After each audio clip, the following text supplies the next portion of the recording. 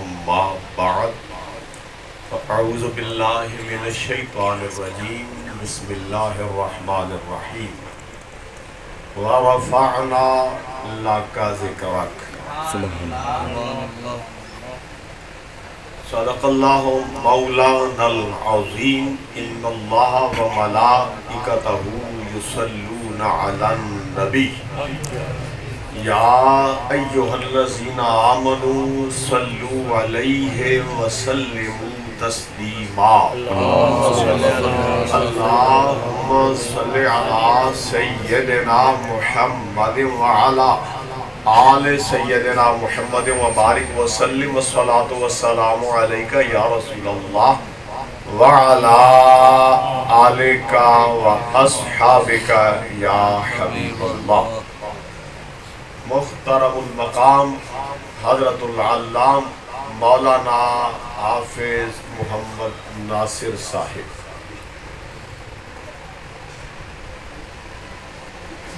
ہمارے محترم میزبان جناب ماسٹر حاجی سلیم اختر صاحب، دیگر شرکائے محفل، مولد شریف کی اس محفل میں اور آپ حاضر ہیں۔ اس محفل کا اہتمام صاحب خانہ نے شکر نعمت کے طور پہ کیا ہے۔ مولانا حافظ محمد ناصر صاحب اس حوالے سے بیان کر چکے ہیں۔ میں نے نبی پاک صلی اللہ علیہ وآلہ وسلم کے ذکر کی عظمت، رفعت اور ذکر کے دوام کے حوالے سے کچھ گزارشات پیش کرنی ہے۔ یہ مضمون میں نے ان کی محفل کے لیے اپنے ذہن میں رکھا ہوا تھا،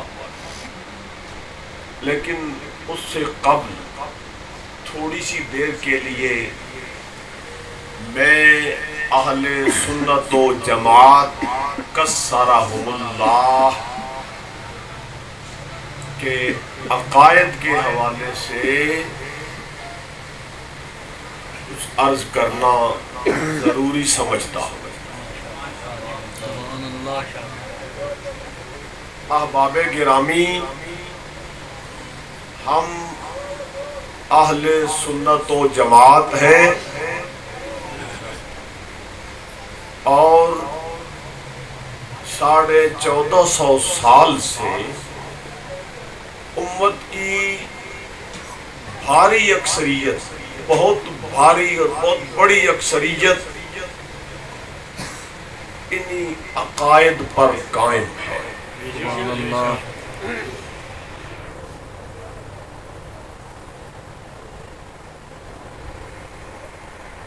پچھلے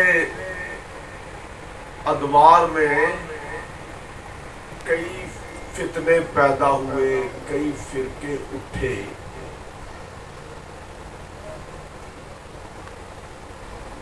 وقت کے ساتھ ساتھ دم توڑتے چلے گئے۔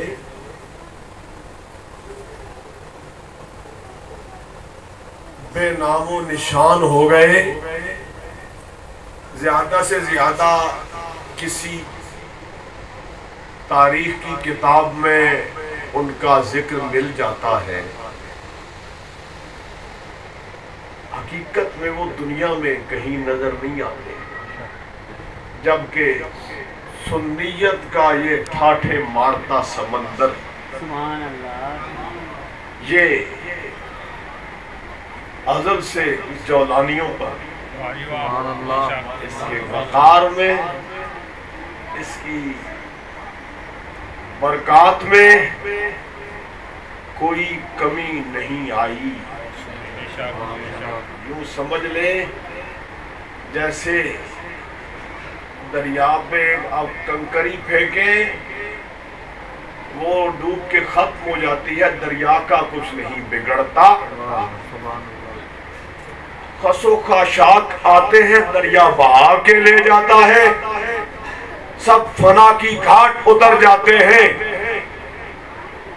وہ دریا اپنی آب و تاب کے ساتھ چلتا رہتا ہے کہ اہل سنت و جماعت کا یہ عظیم مذہب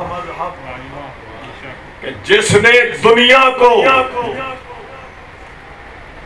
محدثین دیے، مجتہدین دیے، فقہا دیے، علماء دیے، صوفیاء دیے، اولیاء دیے، جن کی برکت سے یہ امت دنیا میں موجود ہے اور غلبے میں ہے، یہ خدائی وعدہ پورا ہو رہا ہے۔ هو الذی ارسل رسولہ بالہدی ودین الحق لیظہرہ علی الدین کلہ وکفی باللہ شہیدا۔ اگر یہ چھوٹے چھوٹے فرقے، یہ ٹکڑیاں، یہ گروہ، اگر ان کی کوئی حیثیت ہوتی تو یہ برکتیں ان کو بھی حاصل ہوتی۔ خدائی وعدہ ہے، هو الذی ارسل رسولہ بالہدی ودین الحق لیظہرہ علی الدین کلہ۔ وہ جو اس کا پسندیدہ دین ہے وہ سب دینوں پہ غالب رہے گا۔ اس نے رسول اللہ کو بھیجا ہی اسی لیے، لیظہرہ علی الدین کلہ، حق نے غالب رہنا ہے، حق مغلوب نہیں ہوگا۔ کوئی ظالم، کوئی جابر، کوئی جائر، کوئی حکمران، حکومتیں انسانوں کے بنائے ہوئے ازم نظام سارے جتنا چاہیں زور لگا لے، آج تک جنہیں دنیا میں اس وقت سیاسی بالادستی حاصل ہے، یہود ہیں اور نصارہ ہیں، ہنود بڑی قوت میں ہے، دہریے بڑی طاقت میں ہے، لیکن فکری میدان میں آج بھی محمد الرسول اللہ کا پرچم سب سے اونچا لہرا رہا ہے۔ آپ اپنی اصل سے جڑے رہے۔ اگر کوئی جس کے آگے پیچھے کا کوئی پتہ نہیں ہے، وہ الٹے سیدھے سبق دینے شروع کر دے۔ یہ نہیں کہ آپ ہر کسی کی باتوں میں آ کے اپنے باپ دادا کے عطا کردہ عقائد سے منحرف ہو جائیں۔ دیکھ لیں امت کی فکری تاریخ پڑھ کے دیکھ لیں،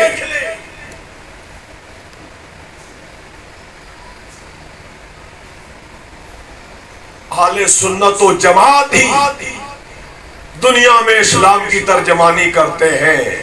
اہل سنت کے علاوہ جو بھی ہے اپنے مخصوص نظریات کی ترجمانی کرتا ہے کہ دنیا کو بخاری شریف اہل سنت نے دی ہے، مسلم شریف اہل سنت نے دی ہے، اور قرآن مقدس اس کے حافظ بھی آپ ہی کے پاس، اس کی حفاظت بھی آپ ہی کر رہے ہیں۔ متن قرآنی محفوظ ہے تو امت محفوظ ہے، متن قرآنی محفوظ ہے تو امت کا ایمان سلامت ہے۔ جس گروہ کے پاس ایک بھی قرآن کا حافظ نہیں ہے، اندازہ لگا لیجئے قرآن سے کتنا پیار ہے۔ اس ٹولے کا قرآن کے ساتھ کتنا پیار ہے. نبی پاک صلی اللہ علیہ وآلہ وسلم نے ہمیں قرآن عطا کیا ہے. سبحان اللہ. وہ واحد کتاب لا یاتی الباطل من بین یدیہ ولا من خلفہ، جس میں کسی بھی جانب سے باطل داخل نہیں ہو سکتا. وہ قرآن ہمیں بتا رہا ہے والسابقون الاولون من المہاجرین والانصار والذین اتبعوہم بإحسان رضی اللہ عنہم ورضوا عنہ. سبحان اللہ سبحان اللہ. مہاجرین و انصار صحابہ کے کتنے گروہ ہیں؟ 2 گروہ ہیں. والسابقون الاولون من المہاجرین والانصار والذین اتبعوہم. اور فرمایا سورۃ الحشر میں آیت نمبر 8 میں ذکر کیا مہاجرین مکہ کا، 9 میں ذکر کیا انصار کا، اور 10ویں آیت میں ذکر کیا ساری امت کا، مہاجرین و انصار سے پیار کرنے والوں کا. والذین جاؤوا من بعدہم یقولون ربنا اغفر لنا ولاخواننا الذین سبقونا بالایمان. ایک بات قرآن کی ماننی ہے جو اللہ کی طرف سے آیا ہے. آپ تاریخ دانوں کی باتیں، اچھا میں سوچ رہا تھا کہ یہ ایک واقعہ ہو جاتا ہے، میں بطور مثال عرض کر رہا ہوں. یہ قاضی فائزہ نے ایک فیصلہ دیا تھا قادیانیوں کے حق میں، تو اور اس کے بعد ایجیٹیشن ہوا، اس کو فیصلہ واپس لینا پڑا. اب آپ کالموں کو دیکھیں، واقعہ تو ایک ہے نا، ایک ہی بات ہوئی ہے. میں نے بھی دیکھی سنی، آپ نے بھی دیکھی اور سنی. کالم نگار تو کوئی اس کے حق میں لگے ہوئے ہیں، یوٹیوبرز کئی اس کے حق میں لگے ہوئے ہیں، کوئی چند ایک ہیں جو اس کے خلاف بات کرتے ہیں. تاریخ کی بالکل یہی حیثیت ہے. مورخ جو ہے وہ اپنے جذبات کو، اپنی پسند ناپسند کو درمیان میں شامل کرتا ہے. وہ جس کا طرفدار ہوتا ہے وہ کیس کو اس طرح پیش کرتا ہے کہ وہ جس کا پلیڈر بنا ہوا ہے وہ صحیح نظر آئے، باقی سارے غلط نظر آئے. تو تاریخ کی کتابوں کی یہ حیثیت ہے. وہ قرآن ہے، قرآن ہے جس پر شک کرو تو ایمان سے گئے. بے شک بے شک بے شک. قرآن کیا کہہ رہا ہے؟ والسابقون الاولون من المہاجرین والانصار والذین اتبعوہم بإحسان رضی اللہ عنہم ورضوا عنہ. پھر میں نے الحشر کا حوالہ دیا، مہاجرین پھر انصار، پھر کیا کون ہے؟ والذین جاؤوا من بعدہم یقولون. اب یہ فیصلہ آپ نے کرنا ہے. 28 پارے میں سورہ حشر ہے، پوری نہیں توفیق ہوتی، نہیں وقت نہیں ملتا، نہ پڑھیں آپ. یہ 3 آیتیں پڑھ لیں، ترجمہ دنیا بھر کے کسی مفسر کا پڑھ کے دیکھ لیں. مہاجرین کا ذکر، انصار کا ذکر، اس کے بعد والذین جاؤوا من بعدہم، وہ جو ان کے بعد آئے، یقولون ربنا اغفر لنا ولاخواننا الذین سبقونا بالایمان. ہمیں بخش دے، ہمارے ان بھائیوں کو بخش دے جو ہم سے پہلے ایمان لائے، ایمان لانے میں جن نے سبقت کی ہے. ولا تجعل فی قلوبنا غلا للذین آمنوا. ہمارے دلوں میں ان کا بغض اور کینہ پیدا نہ ہونے دے. اب مسلمان تو نے فیصلہ خود کرنا ہے کہ تو نے اس زمرے میں آنا ہے والذین جاؤوا من بعدہم یقولون ربنا اغفر لنا، یا کسی اور زمرے میں شامل ہونا ہے. فیصلہ تیرا ہے.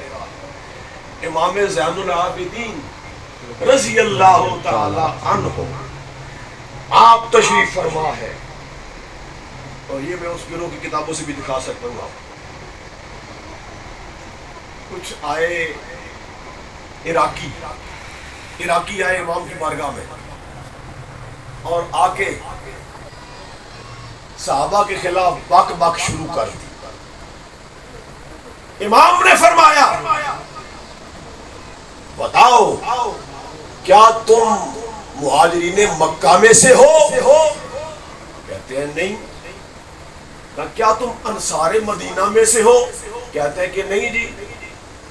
فرمایا جب تم صحابہ میں تان کر رہے ہو پھر تم تیسرے گروہ سے بھی تعلق نہیں رکھتے، پھر تمہارا اسلام کے ساتھ تو کوئی تعلق ہی نہیں بنتا۔ پورا قرآن پڑھو، ان تین کے علاوہ کوئی ایمان والوں کا طبقہ دکھاؤ، پھر میرے لیے منبر پہ آنا جائز نہ ہوگا۔ آپ یہ مجھے دکھا دو۔ صحابہ اور صحابہ سے پیار کرنے والے، بس ایمان والوں کے دو طبقے بنتے ہیں، ایک صحابہ ہے اور ایک صحابہ سے پیار کرنے والے ہیں۔ قرآن میں اس کے علاوہ کوئی ایمان والوں کا طبقہ ہے تو سامنے لاؤ۔ صحابہ نے ہمیں قرآن دیا، صحابہ نے حضور کی سیرت ہم تک پہنچائی ہے، حضور کی حدیثیں صحابہ نے پہنچائی ہیں، حضور کے ساتھ مل کے جہاد انہوں نے کیے، انہوں نے اسلام کو دنیا میں پھیلایا۔ جب سرکار کا وصال ہوا دنیا والے مرتد ہو گئے، صدیق اکبر نے مرتدوں کے خلاف جہاد کیا، ارتداد کا خاتمہ کیا، اور پوری امت کا ایمان یار غار نے بچا لیا۔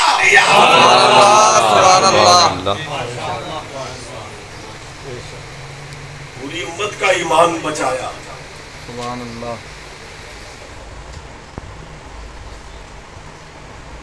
قرآن نے بتایا لوگ مرتد ہو جائیں گے، پھر اللہ ایسے بندوں کو آگے لائے گا جو مرتدین کے خلاف جہاد کریں گے، ارتداد کا خاتمہ کریں گے۔ یہ آگے ایسے ہونے والا ہے۔ تو سرکار کے وصال کے بعد مانعین زکوٰۃ اٹھ کھڑے ہوئے، کہتے ہم نماز تو پڑھیں گے زکوٰۃ نہیں دیں گے۔ جھوٹے نبی اٹھ کھڑے ہوئے، جھوٹے نبیوں کے پیچھے لوگ چلنے لگے۔ مدینہ مکہ کے لوگ ایمان پہ قائم رہے، باقی دنیا کے لوگ مرتد ہو گئے۔ صدیق اکبر رضی اللہ تعالیٰ نے وہ جہاد کیا۔ اللہ نے قرآن میں فرمایا یا ایھا الذین آمنوا من یرتد منکم عن دینہ فسوف یأتی اللہ بقوم یحبهم ویحبونہ۔ ایسے لوگ آئیں گے جو اللہ سے محبت کرتے ہیں، اللہ ان سے محبت کرتا ہے، یجاہدون فی سبیل اللہ ولا یخافون لومۃ لائم،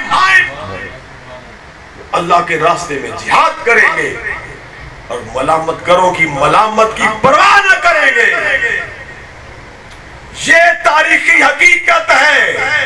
وہ جہاد کیا صدیق اکبر نے، فتنہ ارتداد کا خاتمہ کیا، جھوٹے نبیوں کا خاتمہ کیا، منکرین زکوٰۃ کا خاتمہ کیا، اور جیسے دین محمد عربی نے پیش کیا تھا اسی حقیقت کے ساتھ دنیا کے سامنے دین کو پھر کھڑا کر دیا۔ سبحان اللہ۔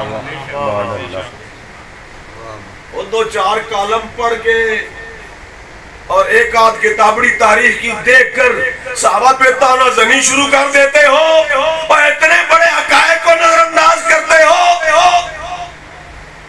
مسلمان غور کر، ہم تک جو بھی حدیث پہنچی ہے ہم نے تو حضور کو نہیں دیکھا،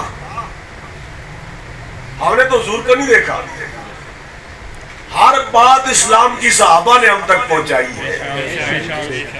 اگر صحابہ کا وقار نہیں رہے گا دل سے اسلام کا وقار نکل جائے گا۔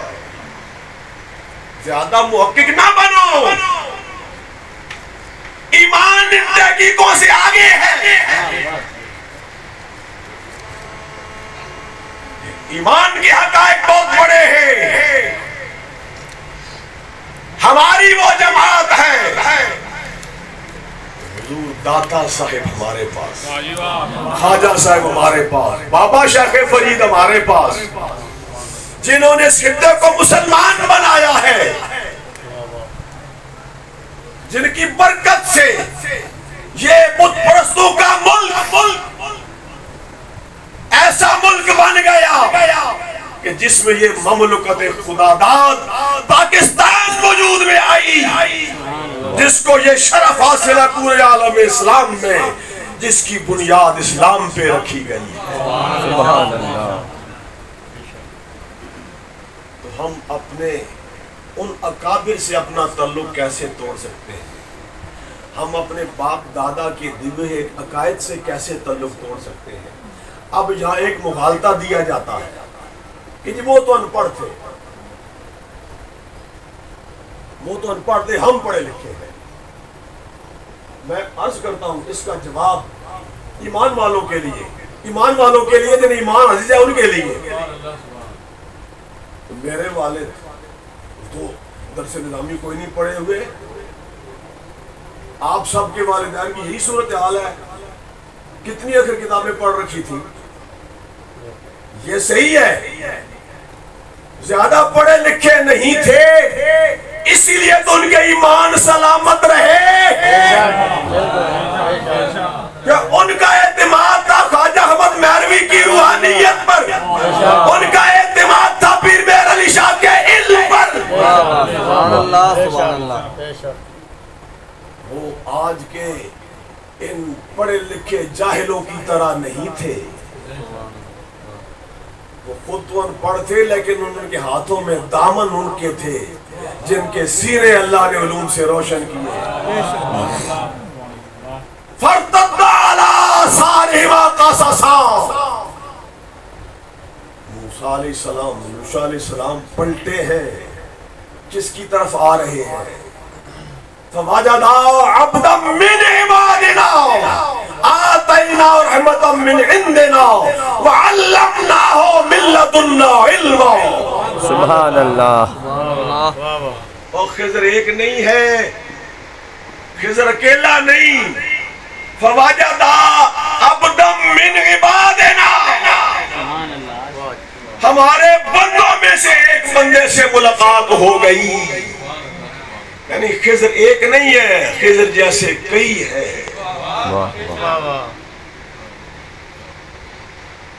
اب تحقیقات کیا کہتی ہیں؟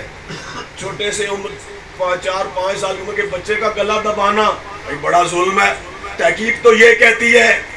اور کشتی والوں نے سواری دی ہے، دریا پار کرایا ہے، ان کی کشتی کو سوراخ کر دیا ہے، بس یہ احسان کا بدلہ ہے۔ عجیب معاملہ ہے۔ تحقیق کیا کہتی ہے؟ میں بڑے ادب سے میں ڈرتے ہوئے بات کرتا ہوں، میں تو ان کے ساتھ خطا منسوب کرنے کی جسارت بھی نہیں کر سکتا ہوں، سوچ بھی نہیں سکتا ہوں، میں صرف مسئلہ سمجھانے کے لیے۔ جو زیادہ عقل مند بنتے ہیں نا، یہ میں قرآن سے عرض کر رہا ہوں، خضر نے کیا کیا؟ بچے سے ملے گلی میں، سورہ کہف، لقیا غلامن فقاتلہ، غلام لڑکا ہے نا، بچہ ہے، خضر نے گلا دبا دیا۔ اب تحقیق کیا کہتی ہے؟ ایک ناسمجھ بچے کا قتل کیا، ظلم کیا ہے۔ آگے کشتی میں سوار ہوتے ہیں، کشتی میں سوراخ بنا دیے۔ تحقیق آپ کی کیا کہتی ہے؟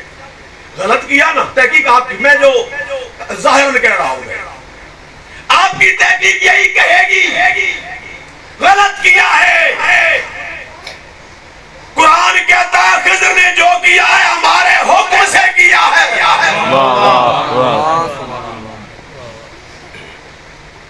رب کی منشا سے کیا ہے، اور اس میں حکمتیں ہیں، اس میں راز ہیں۔ اب اتنی سی کھوپڑی، اس میں نہ جانے اور کیا کیا غلاظتیں اور خباثتیں بھری ہوئی ہیں، اور کوئی ذرا سا وقت نکلتا ہے دنیا کے دندوں سے بیٹھ جاتے تحقیقات کرنے اور موضوع بناتے رسول اللہ کے صحابہ کو اور دین کے اماموں کو. ابو حنیفہ سرکار جیل کے اندر زہر کا پیالہ دیا جاتا ہے اور کہتے ہیں سقراط نے بڑی دلیری سے پی لیا تھا. سقراط نے پی لیا تھا. ابو حنیفہ مزاحمت کرتے ہیں, پورا زور لگاتے ہیں, پورا زور لگاتے ہیں کہ اگر آخری لمحے ذرا بھی سستی دکھائی کہیں یہ میری خودکشی شمار نہ ہو جائے. وہ اس لیے کوشش کر رہے ہیں کہ یہ وہ موت سے نہیں ڈرتے. موت سے ڈرتے تو فتویٰ ہی بدل دیتے. زہر کا پیالہ کیوں سامنے لایا جاتا؟ وہ موت سے نہیں ڈرتے تھے, موت سے نہیں ڈرتے تھے. وہ مزاحمت کی کہ یہ زہر جو پینا پڑ رہا ہے بس یہ پینا ہی پڑے, پیا نہ جائے, میرا عمل شامل نہ ہو جائے کہ یہ میری خودکشی نہ بن جائے. ابو حنیفہ گلی سے گزر رہے ہیں, سامنے سے ایک بندہ آ رہا ہے, وہ آپ کا 10,000 درہم کا مقروض ہے, 10,000 درہم کا مقروض ہے. اس نے جب دیکھا ابو حنیفہ کو وہ ایک گلی میں مڑ گیا, آگے سے گلی بند ہے, وہ پھنس گیا. ابو حنیفہ رحمۃ اللہ علیہ نے پاس گئے, فرمایا کیا وجہ ہے, کیوں چھپ رہے ہو؟ کہا جی میں ہوں آپ کا مقروض 10,000 کا, میں آپ کا قرضہ ادا نہیں کر سکا اس لیے شرمندہ ہوں. فرمایا 10,000 بھی کوئی ایسی شے ہے کہ اس کے لیے کسی مسلمان کو شرمندہ کیا جائے؟ جاؤ میں نے معاف کیے. واہ واہ واہ. جب اس تقوی کے لوگ ہوتے ہیں نا تو پھر ان کی یہ شان ہے وَعَلَّمْنَاهُ مِن لَّدُنَّا عِلْمًا. سبحان اللہ. یہ چند حدیثیں پڑھ کر فتویٰ بازیاں, چند حدیثیں کیا ہم جانتے تو ہر وقت میرا اپنا یہی کام ہے. مجھے پتا ہے کہ ہم جیسے لوگ دنیا کے دھندوں میں ڈوبے ہوئے ہم کتنے مطالعے کر لیتے ہیں, یہ مجھے پتا ہے, اچھی طرح پتا ہے مجھے, ان کے مبلغ علم کا مجھے پتا ہے. یہ چند حدیثیں رٹ لیں, اس میں رفع دین کرنا ہے جی, یہ تو جی یہ سارے غلط جا رہے ہیں, یہ پوری غلط جا رہی ہے جیسے ہم نے کرنا ہے. اب وہ تقوی ابو حنیفہ والا بھی تو لاؤ, اور یہ بخاری مسلم یہ سب بعد کے ہیں. طبقات حدیث میں ابو حنیفہ ان سے بہت آگے ہیں, بہت آگے ہیں. آپ تابعی ہیں اور کثیر تابعین سے آپ نے فیض حاصل کیا ہے. احباب گرامی, میں نے یہ باتیں آپ تک پہنچانے کی سعی کی ہے. اب جو میں موضوع لے